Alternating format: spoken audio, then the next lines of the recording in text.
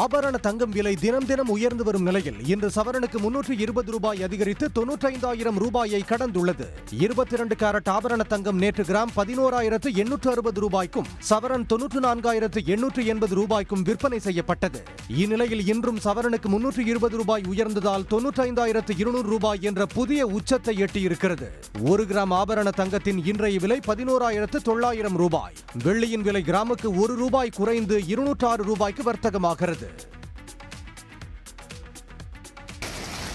குற்றால அருவிகளில் ஏற்பட்டுள்ள வெள்ளப்பெருக்கு காரணமாக மெயின் அருவி, ஐந்தருவி உள்ளிட்ட அனைத்து அருவிகளிலும் பொதுமக்கள் குளிப்பதற்கு தடை விதிக்கப்பட்டுள்ளது. தென்காசி மாவட்டம் குற்றாலம், செங்கோட்டை, கடையநல்லூர் உள்ளிட்ட பகுதிகளில் பரவலாக மழை பெய்து வருகிறது. இந்த நிலையில் இன்று காலை இடைவிடாமல் 5 மணி நேரம் கொட்டி தீர்த்த கனமழையால் குற்றால அருவிகளில் வெள்ளப்பெருக்கு ஏற்பட்டுள்ளது. கனமழை எதிரொலிய பாதுகாப்பு கருதி குற்றால அருவிகளில் குளிக்க தடை விதிக்கப்பட்டுள்ளது.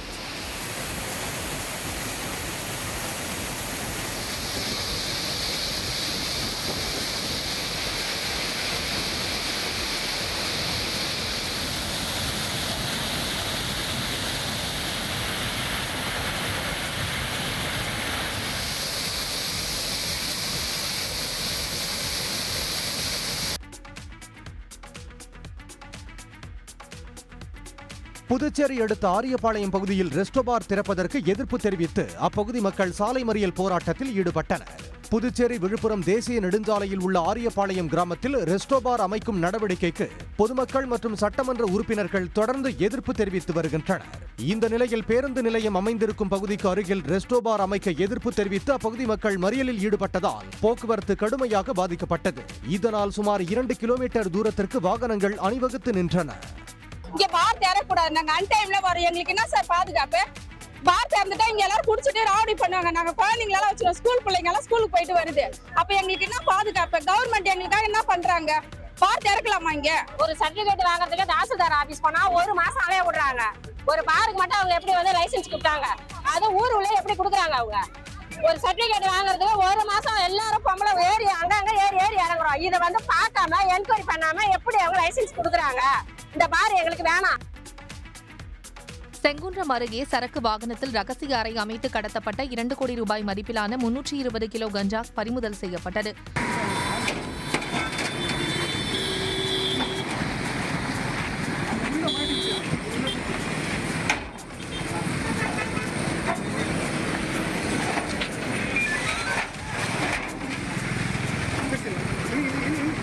ஆந்திராவில் இருந்து செங்குன்றம் அடுத்த நல்லூர் சுங்கச்சாவடி வழியாக சென்னை நோக்கி வந்த சரக்கு வாகனத்தை நிறுத்தி போதைப்பொருள் தடுப்பு போலீசார் தீவிர சோதனை மேற்கொண்டனர்.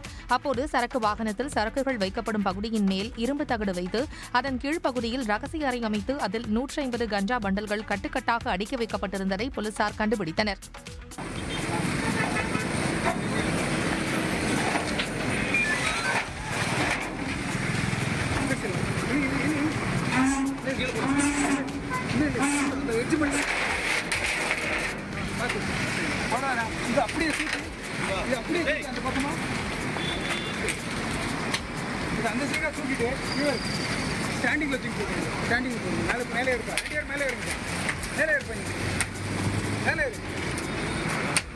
இதையடுத்து சரக்கு வாகனத்தில் 2 கோடி ரூபாய் மதிப்பிலான 320 கிலோ கஞ்சா பண்டல்களை கடத்தி வந்த ஓட்டுநர் உட்பட 2 சென்னை மண்டல போதைப்பொருள் தடுப்பு போலீசார் கைது செய்து தீவிர விசாரணை மேற்கொண்டனர். அதில் கஞ்சா பண்டல்களை கடத்தி வர போலியான தமிழ்நாடு பதிவெண் கொண்ட சரக்கு வாகனம் பயன்படுத்தப்பட்டது தெரியவந்தது. மேலும் கஞ்சா கடத்தலில் தொடர்புடைய முக்கிய புள்ளிகள் குறித்து கைது செய்யப்பட்ட 2 போலீசார் தீவிர விசாரணை மேற்கொண்டுள்ளனர். திருடப்படும் செல்போன்களை IMEI நம்பரை கண்டுபிடிக்காமல் இருக்க அலுமினிய கவரை சுற்றி திருடும் கும்பலைச் சேர்ந்த ஒருவரை போலீசார் கைது செய்துள்ளனர். கடலூரைச் சேர்ந்த வடிவேல் என்பவர் ஜெயங்கொண்டத்திலிருந்து மீன்ஸ் ரொட்டிக்கு செல்ல அரசு பேருந்தில் ஏறியுள்ளார். அப்போது அவரிடமிருந்து இளைஞர் ஒருவர் செல்போனை திருடியுள்ளார். இதனையடுத்து அவரை பிடித்து காவல் நிலையத்திற்கு அழைத்துச் செல்லும் போது கர்நாடக பதிவெண் கொண்ட காரில் தப்பிச் சென்றார். பின்னர் அவரை திருச்சியில் தனிப்படை போலீசார் கைது செய்து நடத்திய விசாரணையில் செல்போன் கொள்ளை கும்பலைச் சேர்ந்த பசுவலெட்டி பாலு என்பது தெரியவந்தது. ஒடிசா மாநிலத்தைச் சேர்ந்த இவர் 9 ஆண்டுகளாக தெலங்கானாவில் குடும்பத்துடன் வசித்து வருகிறார். இவர் திருடும் செல்போன்கள் உடனே சிம் கார்டு எடுக்கப்பட்டு அலுமினிய பேப்பரில் சுற்றி மாலத்தீவு, வங்கதேசத்திற்கு கடத்தப்படுவது விசாரணையில் தெரிய வந்தது. இதனையடுத்து பசுவலெட்டி பாலுவிடமிருந்து 80 செல்போன்களை பறிமுதல் செய்த போலீசார் காரில் தப்பிய 2 தீவிரமாக தேடி வருகின்றனர். கூட்டணிக்காக யாரிடமும் தவம் கிடக்க வேண்டிய அவசியம் அதிமுகவிற்கு கிடையாது என அதிமுக முன்னாள் அமைச்சர் ராஜேந்திர பாலாஜி தெரிவித்துள்ளார். தூத்துக்குடி மாவட்டம் கயத்தார் பகுதியில் அமைந்திருக்கும் வீரபாண்டிய கட்டபொம்மன் மணிமண்டபத்தில் உள்ள அவரது சிலைக்கு மரியாதை செலுத்திய பின் செய்தியாளர்களை சந்தித்த ராஜேந்திர பாலாஜி அதிமுகவை நோக்கி கூட்டணி கட்சிகள் படையெடுக்கும் காலம் வந்து கொண்டிருப்பதாக தெரிவித்தார். உண்மை நிலவரம் வெளியே வர வேண்டும் என்பதற்காகத்தான் எங்களுடைய பொதுச்செயலாளர் எடப்பாடியார் குரல் கொடுக்கிறார். கூட்டணி வைப்பதற்காக யாரிடத்திலும் போய் அதிமுக தவம் கிடக்க வேண்டிய அவசியம் கிடையாது. அதிமுகவை நாடி கூட்டணி கட்சிகள் படையெடுக்கின்ற காலம் வந்து கொண்டிருக்கிறது. 10 நாட்களாக அறுவடை செய்த நெல்லை கொள்முதல் செய்யாததால் விவசாயிகள் தஞ்சை மன்னார்குடி சாலை காட்டூரில் சாலை மறியலில் ஈடுபட்டனர். 40 ஆண்டுகளில் இல்லாத அளவுக்கு நடப்பாண்டில் தஞ்சை மாவட்டத்தில் குறுவை சாகுபடி அமோகமாக நடைபெறுவதாக விவசாயிகள் கூறுகின்றனர். தஞ்சையில் ஓரிரு இடங்களில் மழை பெய்து வரும் நிலையில் கொள்முதல் நிலையங்களில் நெல் கொள்முதல் மந்தகதியில் நடைபெறுவதாகவும் நெல் மூட்டைகள் மழையில் நனையும் அபாயம் உள்ளதாகவும் விவசாயிகள் கவலை தெரிவிக்கின்றனர். விளைவிக்கப்பட்ட அனைத்து நெல்களுமே இந்த மழையில முளைப்பு திறன் கொண்டு போச்சு. அப்ப நாங்க வீட்டில் இருக்கக்கூடிய அண்டா குண்டா நகையில் அடமானம் வைக்கப்பட்டது எல்லாமே நாங்க மீண்டும் எப்படி திருப்பப்படுறது? கர்நாடக அரசு நடத்தும் ஜாதிவாரி கணக்கெடுப்பில் பங்கேற்க விருப்பமில்லை என இன்போசிஸ் நிறுவனர் நாராயணமூர்த்தி மற்றும் அவரது மனைவி சுதாமூர்த்தி ஆகியோர் தெரிவித்துள்ளனர். நாராயணமூர்த்தியின் வீட்டிற்கு கணக்கெடுப்பு அதிகாரிகள் சென்றபோது தாங்கள் பிற்படுத்தப்பட்ட வகுப்பைச் சேர்ந்தவர்கள் இல்லை என்பதால் இந்த கணக்கெடுப்பால் பயனில்லை என நாராயணமூர்த்தி மற்றும் அவரது மனைவி சுதாமூர்த்தி ஆகியோர் தெரிவித்துள்ளனர். மேலும் ஜாதிவாரி கணக்கெடுப்பில் பங்கேற்க விரும்பவில்லை என எழுத்துப்பூர்வமாகவும் விளக்கமளித்ததாக கூறப்படுகிறது. இந்த விவகாரம் தொடர்பாக கருத்து தெரிவித்துள்ள கர்நாடக துணை முதலமைச்சர் டி.கே. சிவகுமார் ஜாதிவாரி கணக்கெடுப்பு பங்கேற்க யாரையும் கட்டாயப்படுத்தவில்லை என தெரிவித்துள்ளார். குட் பேட் அக்லி திரைப்படத்தில் இளையராஜாவின் பாடல்களை பயன்படுத்த விதிக்கப்பட்ட இடைக்கால தடையால் தாங்கள் பெரிதும் பாதிக்கப்பட்டுள்ளதாக தயாரிப்பு நிறுவனம் சென்னை உயர்நீதிமன்றத்தில் முறையிட்டுள்ளது. அஜித்குமாரின் குட் பேட் அக்லி படத்தில் இடம்பெற்ற இளையராஜாவின் பாடல்கள் சென்னை உயர்நீதிமன்ற உத்தரவின் பேரில் நீக்கப்பட்டன. இந்த தடையை நீக்கக்கோரி பட தயாரிப்பு நிறுவனம் தாக்கல் செய்த மனுவில் பாடல்களின் உரிமை சோனி நிறுவனத்திடமே உள்ளதாக தெரிவிக்கப்பட்டுள்ளது. இந்த வழக்கில் தங்களையும் இணைத்துக் கொள்ளுமாறு ஏற்கனவே சோனி நிறுவனம் மனு தாக்கல் செய்திருந்தது. இந்த மனுக்கள் நீதிபதி என் செந்தில்குமார் முன் மீண்டும் விசாரணைக்கு வந்தபோது இந்த வழக்கில் தங்களையும் இணைக்க கோரி இடையீட்டு மனு தாக்கல் செய்யப்பட்டுள்ளதாக இளையராஜா தரப்பில் தெரிவிக்கப்பட்டது. இதனிடையே இளையராஜாவின் 3 பாடல்களை பயன்படுத்த விதிக்கப்பட்ட தடையால் தாங்கள் பாதிக்கப்பட்டுள்ளதாக குட் பேட் அக்லி தயாரிப்பு நிறுவனம் முறையிட்டது.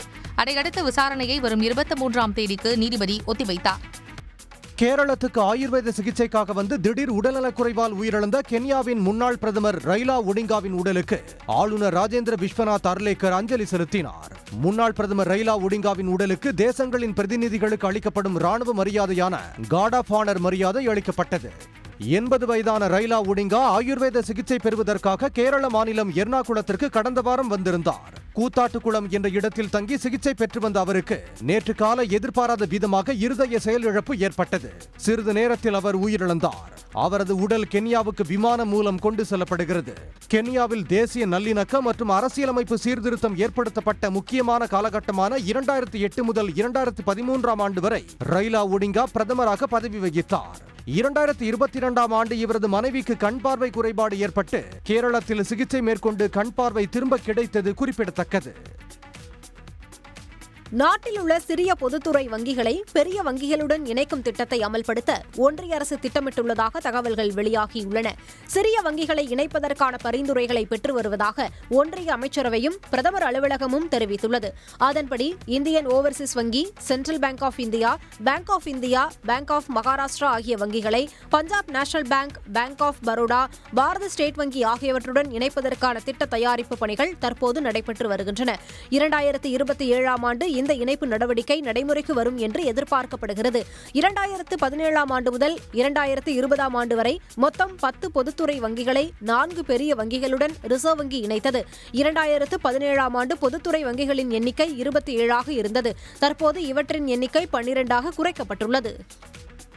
மேற்குவங்க மாநிலத்தில் வெள்ளம் நிலச்சரிவு பாதிப்பின் போது மீட்கப்பட்ட யானைக்குட்டிக்கு லக்கி என அம்மாநில முதலமைச்சர் மம்தா பானர்ஜி பெயர் சூட்டியுள்ளார்.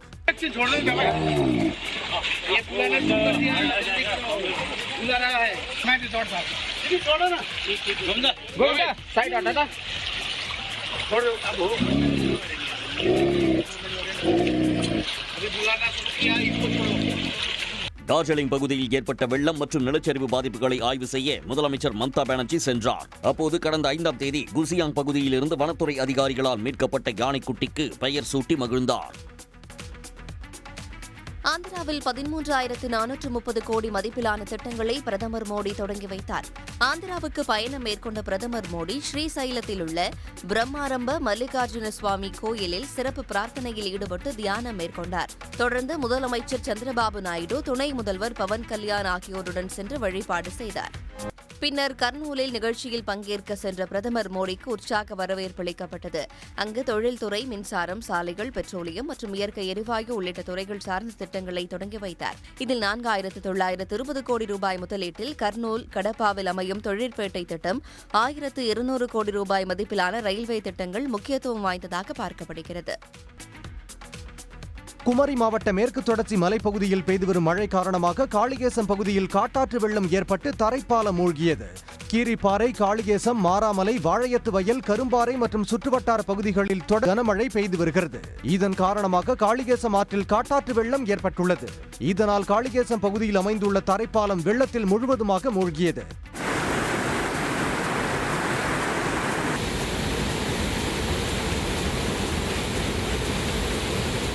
இதனைத் தொடர்ந்து காளிகேசம் வன சுற்றுலா பகுதிக்கு சுற்றுலா பயணிகள் செல்ல குமரி மாவட்ட வனத்துறை தடை விதித்துள்ளது. மேலும் உள்ளூர் மக்கள் காளிகேசம் ஆற்றில் இறங்கவோ குளிக்கவோ கூடாது எனவும் வனத்துறையினர் அறிவுறுத்தியுள்ளனர்.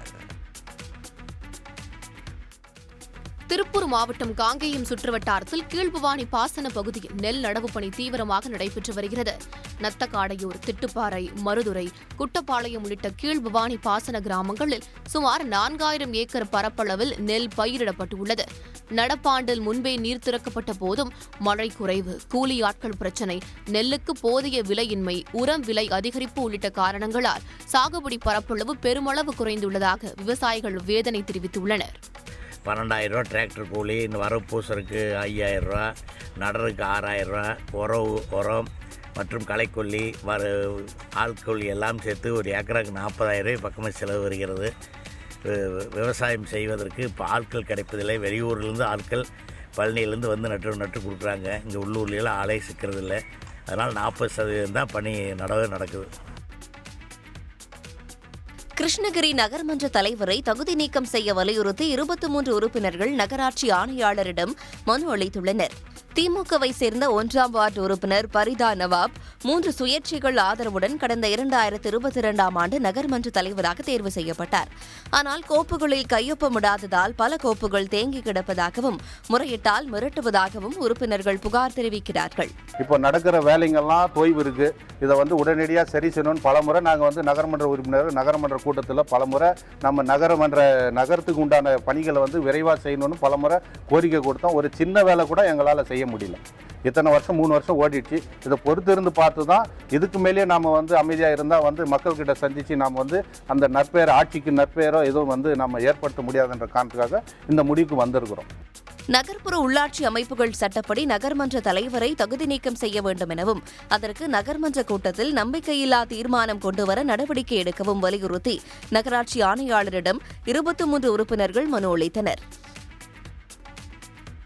கர்நாடக அரசு நடத்தும் ஜாதிவாரி கணக்கெடுப்பில் பங்கேற்க விருப்பமில்லை என இன்போசிஸ் நிறுவனர் நாராயணமூர்த்தி மற்றும் அவரது மனைவி சுதாமூர்த்தி ஆகியோர் தெரிவித்துள்ளனர்.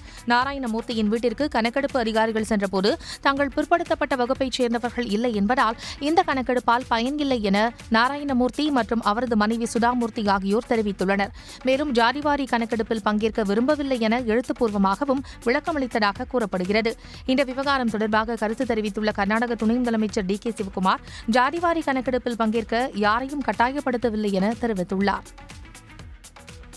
உடனுக்குடன் செய்திகளை தெரிந்து கொள்ள சன் நியூஸ் பெல் ஐகானை கிளிக் பண்ணுங்க.